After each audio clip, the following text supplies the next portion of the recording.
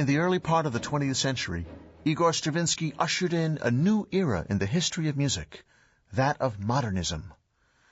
In a very real sense, the contemporary music of today, everything from concert pieces to film scores, even Broadway musicals, derives from the pieces Stravinsky wrote in Paris before World War I.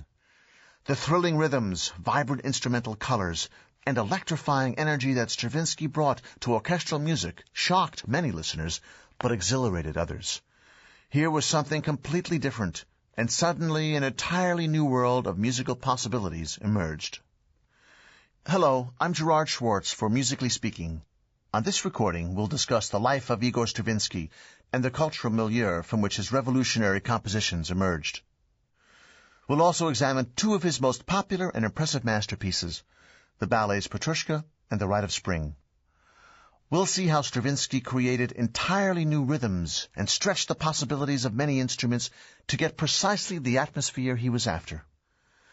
Igor Stravinsky's long and diverse career took him from Russia to France and Switzerland, and finally to the United States.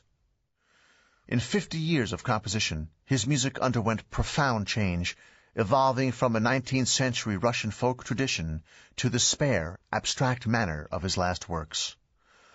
But Stravinsky's enduring fame comes from the great ballet scores he composed during the second decade of this century. The Firebird, Petrouchka, and The Rite of Spring stunned the music world with their audacious innovations. Stravinsky was born in Russia on June 17, 1882, and was the son of a leading opera singer in St. Petersburg. Young Igor came of age in the theater, listening to rehearsals and performances. They were bright moments in what was an otherwise unhappy childhood. Alienated from his cold, distant mother, and fearful of his father's unpredictable temper, Stravinsky took refuge in music. At the age of 9, he began piano lessons. Eventually, Stravinsky developed a capable, if not spectacular, keyboard technique. This served his creative process well, for he composed nearly all his music at the piano. Yet the young Stravinsky made no attempts at composition until he was enrolled in the University at St. Petersburg, ostensibly carrying out his parents' wishes to prepare for a career in law.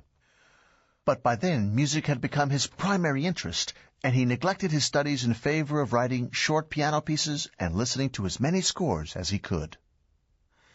While at the university, Stravinsky became acquainted with fellow student Vladimir Rimsky-Korsakov, son of the famous composer of Scheherazade. Through his schoolmate, Stravinsky arranged to meet with the illustrious Nikolai Rimsky-Korsakov himself. But the encounter, which took place in the summer of 1902, did not at first prove auspicious. Rimsky-Korsakov showed scant enthusiasm for Stravinsky's compositions and pointed out that he was probably too old at 20 to begin conservatory training. Still, Rimsky-Korsakov bolstered Stravinsky's hopes by urging him to continue with private music studies. In time, Stravinsky came to take private lessons from Rimsky-Korsakov himself. The instruction touched on matters of compositional form and procedure, but concentrated especially on the fine points of orchestration, at which Rimsky-Korsakov was a master. After leaving the university, Stravinsky continued to study privately with him. In the summer of 1908, Stravinsky spent a country vacation writing a virtuosic orchestral fantasy called Fireworks. Rimsky was excited about the piece and told Stravinsky to send the score to him as soon as it was finished. Stravinsky completed the work and dispatched it to his teacher as a gift honoring the wedding of Rimsky's daughter. But the package was returned to him with a notice that read, "Not delivered on account of death of addressee." Rimsky had suffered a fatal heart attack only days earlier, and Stravinsky's apprenticeship had come to an abrupt end. Now 26, Stravinsky faced the challenge of making a career for himself as a composer. Almost at once, he experienced a fortuitous development that would not only alter the course of his own life, but that of 20th century music as well. In February 1909... To keep listening to this audiobook for free, click the link in the description. It will take you to a free Audible trial where you can listen to this and many other books for free for 30 days.